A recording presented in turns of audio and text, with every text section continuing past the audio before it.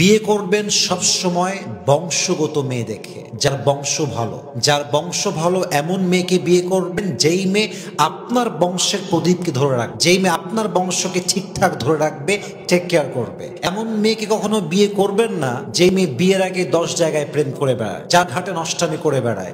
যেই মেয়ে বিয়ের আগে তার ইজ্জত বিলীন করে দেয়। এমন মেয়েকে বিয়ে করবেন না যেই মেয়ের ইজ্জতটা তার কাছে একটা টিস্যুর মতো, যে যেমন ভাবে চায় তেমন ভাবে ইউজ করে। আর এমন মেয়ে কখনো বংশগত মেয়ে হতে পারে না, ঠিক কিনা বলেন? বংশগত মেয়ের কাছে তার চরিত্রের দাম আছে, তার ইজ্জতের দাম আছে, তার সতীত্বের দাম আছে। আপনি যদি চরিত্রহীন বংশহীন মেয়েকে বিয়ে করেন, আপনি তার থেকে পবিত্রতার ছোঁয়া পাবেন না, তার থেকে আপনি সতীত্বের ছোঁয়া পাবেন না। এজন্য যেই মেয়ে মেসেঞ্জারে প্রেম করে বেড়ায়, পার্কে গিয়ে প্রেম করে বেড়ায়, হোয়াটসঅ্যাপে 4টা বয়ফ্রেন্ড, মেসেঞ্জারে 3টা বয়ফ্রেন্ড, এমন মেয়ে কখনো বংশগত মেয়ে হতে পারে না, ঠিক কিনা বলেন?